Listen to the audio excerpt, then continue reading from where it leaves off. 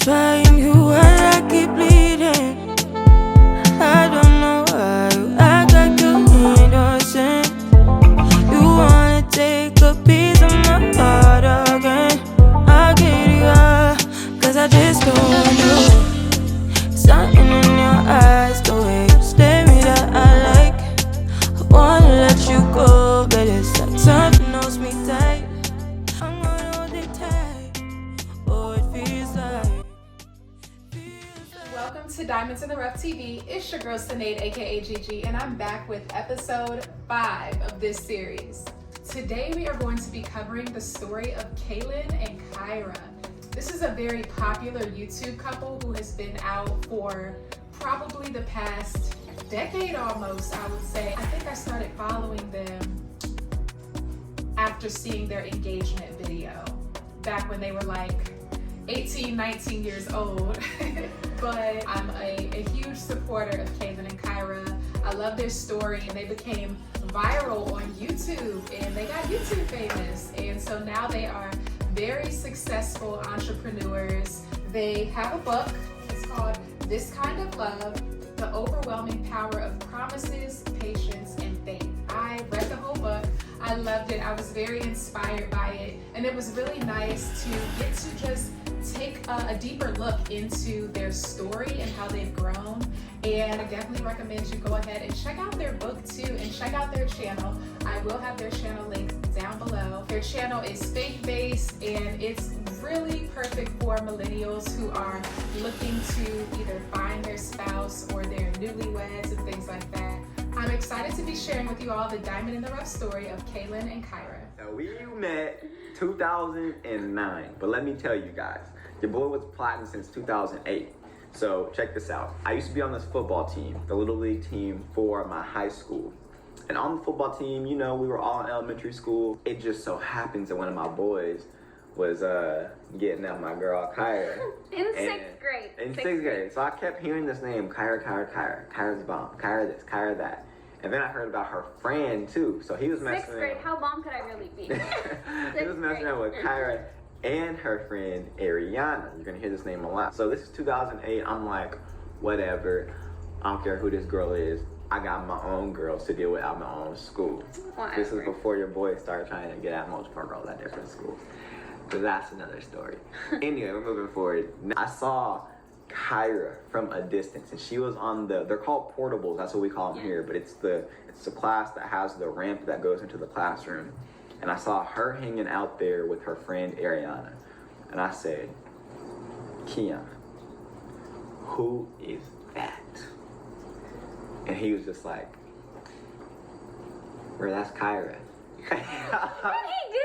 I said, wait. Could this really be the woman, the myth, the legend, the one I've been hearing about for the past year, the one that's bombed, the one that everybody's been talking about? Could she really be in my second period homeroom class? And I was just like,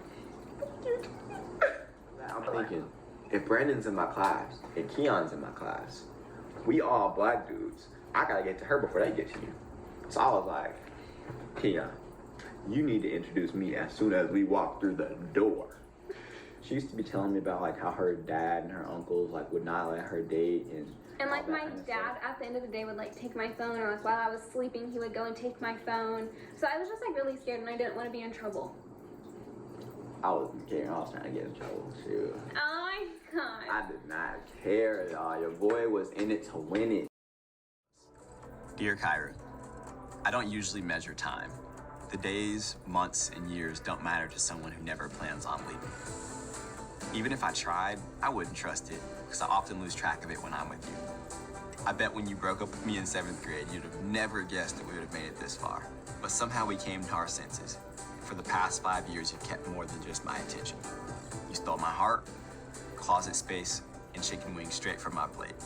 I only forgive you because you've given way more than anything you've ever taken. You prayed for me, listened when no one else would, and supported wild ideas you knew would never work. You've given me a son, made our house a home, but most importantly, you've given me all of you. Nothing we've planned has gone as planned. Through all the chaos and curveballs that life has thrown at us, you're a constant that can be counted on. Your loyalty through the good and bad times is a testament to the character that you possess. I'm honored to be your husband, and our family is truly blessed to have you as a mother. Out of all the things you could be doing at 21, you choose to be right here, holding it down and doing life with your boys. I admit, we have a laughable past, a steady-ish present, but you know what? Our future together is what I'm most excited for. Being married and parenting with you has given my life purpose I was desperately searching for. I knew the day I met you, almost 10 years ago, that you would somehow be in my life for good. But the way it worked out had to be divine intervention. Now I know that we were made for each other. God gave me you. You're my person. I'm not going anywhere. So here's to the rest of our story. I'm not quite sure what it looks like. I know there'll be no shortage of ups and downs, and I'm pretty sure life will continue to not go as planned. Bring it on. I know with you by my side, I have nothing to worry about. Love, Kaelin.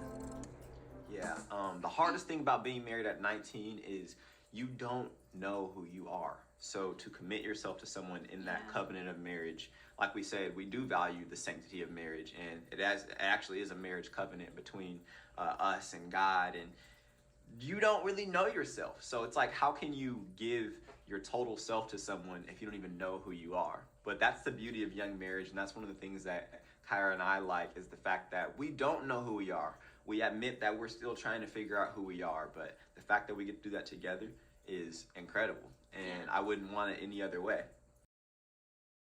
Cool. I knew that we had did this video years ago, so I thought that it would be interesting to react to all the reasons that we gave in the past and see if they were valid, if it did work out, and give our current reasoning for now re-enrolling in school. So without further ado, let's jump straight into it. I just turned 19.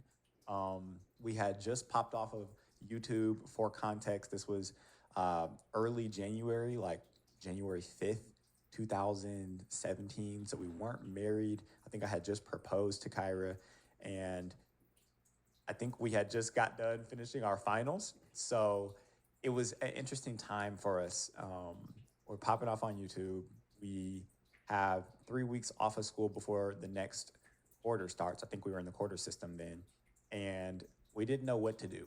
So Now, let me go ahead and set up some prerequisites about how we'll go about reading. prerequisites. I think I can say that word now. I didn't think I pronounced it correctly. These comments. Now, we are fully aware that we are allowing you guys in depth into our life via this video. With that said, we are opening up everything that you guys see, everything that we tell you, every idea that comes out of our head. It's open to your criticism, and we will never try and silence your voice. We won't get mad at anything that you say. What would you do if you were in the unique position that we're in? Because, okay, last semester I was It's like taking 2020. 6 classes. Same. You were not taking 6 classes. I was taking 7 at one point, and then I went down to 6. So Okay, before school even stopped. shut that up. Okay, Wow. so taking 6 We don't classes. even play like that anymore. I'm pretty sure Kyrah doesn't say like, oh my God anymore, and I would never tell her to shut up. She'd never tell me to shut up. Like, we had some conversations early on in our early marriage about talking to each other like that, even if it's just joking. Like, we just aren't normalizing talking like that to each other. And doing YouTube, uploading like Just like, We were so goofy. uploading like Childish. almost every single day. Actually, I think at that point we were uploading every day. Take into consideration like midterms, finals, having to study for those 6 classes, you guys, having to go to those classes 7. You did not have 7 classes. Kyrah, I Stop had lying. 7 classes. No, you didn't. I didn't have 7 classes. No. That was so insane, and that was right in the middle of like all of our videos going viral, and that's And I literally could not do it. Like we were freaking out. Like finals, bruh. Yeah. well, Kaelin just completely stopped going to class. You completely stopped going to I class. did. What would y'all do? Would y'all keep going to class if you knew you was making money on the internet, making internet money? I mean, everybody knows this is the information is more accessible now, and the amount that is possible to make, like, people are just more privy to. But again, y'all can see the uncertainty on our heads, and I know at that time we had made well over 6 figures in a few months. So it's like, I don't know why I was so uncertain, but I mean, the path, there was just no path for this. Like you just didn't know what was going to happen. And then I started going back. Well, I only missed like 2 weeks. I was doing great. Back at midterms, I literally had, I think, a 4.0. By midterms, we were... After midterms, I mean, at 4.0. That's facts. In October, and I couldn't do it. Like, I was breaking down. We said all this to... That's when we were doing clown pranks, lyric pranks. We were doing 3 uploads a day with challenges and all that. And I remember vividly, again, I had like a MacBook Air that I bought in 2011. And this, at this point, was like 2016, 2017. So the rendering speeds would take hours for videos to render. It would take hours to edit. And we were uploading 3 times a day. So that's what that clip was. I mean, sometimes we'd be uploading videos at 12 in the morning, 1 in the morning. And I'd have to drive over to my brother's house because he had fast Wi-Fi, the gigabyte Wi-Fi. And at my old house, like, we just didn't. Like, it would take hours to upload, fam.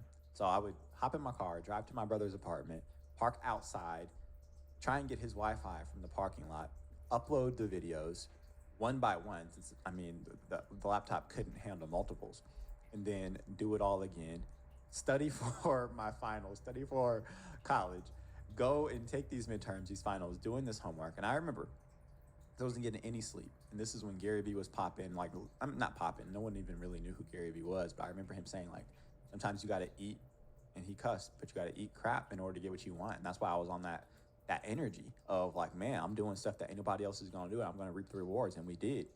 However, I remember vividly my friend / cousin came up to me. He had just caught me. He had gone to Morehouse, and he was coming back to school this year. So he was like, man, you don't look good. Like, you need to get some sleep, man. And I'm just like, what you mean? Sleep is for, you can sleep when you're dead. Like, I'm about to go out here and get this. And that was super unhealthy, but I think that it was necessary. Say, guys, based off of what you guys see in our life, what would you do? Now, we're not going to these comments for advice on what we're going to end up doing with our life, because we're going to make that decision ourselves. But we're inviting you guys to do life with us, and we're on this journey together, and we think it's really important to just get other perspectives. And the fact that we even have over 130,000 people who subscribe to this channel to grow with us, it means so much to us, and we want to enable you guys to have a Always voice. think about the growth. And a feeble voice And in even how at we that live our time, lives. at that time, we only had 1 channel. Yeah. Now we have 3 channels, and what About to be might 4. also be 4. That's speculation, though. Speculation. And just, I like can't even imagine like how much stress I would be under, like trying to do everything. Let us know, guys. Thank you guys for watching this vlog. Get in the comment section. I want to see 5,000 comments if you guys can. Let's have a great college discussion for all of you guys who are looking forward to doing YouTube. We're in the position where we have to make a choice. Do we want to go the traditional route where the majority goes, or do we do something unique and take the risk? For some of you guys who want to do YouTube and you eventually want to be in the position that we're in, hopefully we could offer a little bit of guidance into that. For all of you risk takers, entrepreneurs, people who want to start businesses, people who are just working at certain jobs or not sure if they want to even go to college, hopefully our lives can just be We're the guinea pigs. example. Yeah, No, let's be if guinea it pigs. works, we'll let you guys know. If it doesn't, do the opposite. We're gonna vlog everything, the good and the bad. What's going on, guys? Kaelin Kyrah here. Today's video, we're just going to be updating you guys on our 4 years of marriage after getting married at the ripe old age of 19. I can't believe we did that. What was we thinking? Was you? I don't know. We got a lot to get into. I feel like so many of my decisions back then, I'm like, wow, kind of thank goodness I was so naive, because I really had no idea what I was signing up for. The audacity. Yeah, like, the audacity. I literally had no, like, concept of what I was signing up for. But now that I'm here, I'm like, okay, I'm glad I did it, because if I knew what I know now, I probably would not have done that. You think? I feel like I would put way more Maybe you thought. would've married me No, again? listen, I would put way more thought into it. So you had thought yourself out of marrying me again? I just like at the Wow. time, I was just like, yes, this is such a good idea. But now that I know how much like effort it takes to like have a successful Don't marriage, try and explain this away. You Listen, had some babe, audacity you back know- then, you know what I but now you mean. have unmitigated gall to just come here in front of your husband who's been glowing up with you for 4 whole years and is still just as childish as he was when we got married but at you know what I 19. mean, right? That's not what you gotta do, babe. Okay. That's not why you grabbing my neck like that. You We didn't wrote talk so about much that. about that in the book. That but- might be most of the book. The book Yes. may be for people that are like dating, engaged, or newlywed. If you It want might to know be what for y'all. marriage is really like sometimes. Y'all. Not the Instagram couples. We got everything together. We take cute pictures. I feel like we were so immature and so young when we were 19. Which Sure. one do you think is the best year? Best year, babe. I think we in our Duffy right now. Yeah, I think the last year has been the best. I honestly think that I always see people like, oh, I just love you more and more every year. And the first year I was like, I don't know what no love was. What the- I was like, I don't know if that's possible. Yeah. But I feel like now I'm like, wow, I totally understand now that we've had 4 years to like look back on. It really does get so much better every year. But not just by happenstance, not just be like, oh, we just love each other even Yeah, more. no. I feel like we have grown so much in communication, and I know that I've grown so much more in communication. Like I'm able to tell you, look, this is what I'm upset about, and not like have a full meltdown. I just feel like we've really grown into our vows. Like taking vows is a covenant between not only you and your spouse, but a covenant between you, your spouse, and God. And when you're 19, sometimes you don't really understand what it's like to keep your word. But you know, I feel like I was raised, my word is my bond. But I still really didn't understand, like, Kaelin, you need to do what you say, not only because you said it, but because you made the commitment and the promise between you and your wife and between you and God, a holy God who expects you to follow through on that. And not only like, oh, I'm gonna follow through on my word because I'll feel good about that, but I'm gonna follow through on my word because God says I need to. Right. And he blesses that. And I feel like being married to Kyrah has saved me from so many stumbles that I could have had in my youth. I mean, there's so many burning passions that I could have fallen into, so many sticky situations that I could have gotten into. But being in a committed relationship, some people like in the secular world like to say, oh, don't get married young because you're going to be regretting it and then you're going to be looking out. And some people do. I mean, we're all human. I'm not even saying that I'm like above that, but I haven't done none of that. I ain't got no skeletons in my closet. And a lot of the reasons is because I'm held down. Like, I'm really strapped in. I'm really like along for the ride. I'm here, and I'm glad that I'm here and not there because frankly, I don't like a chaotic life. Yeah. I like peace. I like quiet. I like predictability, and where I'm I like going, commitment. Yeah, commitment. Yeah. Come on now, like, and that's stuff that I just feel like we really did not understand at 19. Like, it's really a lot. Like, Yeah. we've changed a lot, and Oh, a lot of yeah. you guys who've been along for that journey, you realize that I was a lot more toxic back then, and I'm maybe a little toxic now. Not nuclear, but just maybe like But we like were faucet talking. water. We were talking like a few days ago, and I was like, honestly, I cannot believe how much of a different person you are from when we first got married. Like you really are pretty much a completely different person. We married each other expecting and hoping for and praying for each other to grow and not be the same. Yeah. We expected it. We knew it was going to happen. But there are so many people that are outside forces that are projecting their insecurities, their things that they're upset about onto young marriages, young dating relationships that are hoping for marriage, young engagements even. And sometimes they can talk people out of pursuing the union that they know God has called them to. You don't have to be gaslit into thinking there's actually something wrong when there's not. The fact of the matter is you're not perfect and you're gonna need to continue growing up and growing. But you can be married, you can have a happy marriage. You don't have to have the marriage that your grandparents had, that your parents had, that you've seen in your neighborhoods. No, you can stop the cycle, you can choose to do better, you can grow with the person that you love. I just went off. You did. I was like, I'm just sitting back right No, here. because like, I mean, our marriage was really public. It went viral, and a lot of people were like, "Who are those 19-year-olds getting married?" And if I was listening to them, I could have been like, "Yeah, who are we to get married?" And a lot of what they were saying was right. But here's where they got you: where you thought we were going to stop in terms of growth and immaturity, we've actually grown past. And the reason that I love being married young is we committed to each other growing. Just because we got there doesn't mean we stopped there. So we got married at 19, but I didn't stay in that mindset. Yeah. A lot of people don't want you to keep growing. They don't want you to get better. They don't want you to do better. They'll critique you for the mistakes that you've made, and they'll hold it against you, and they'll keep score, but your spouse doesn't treat you like that.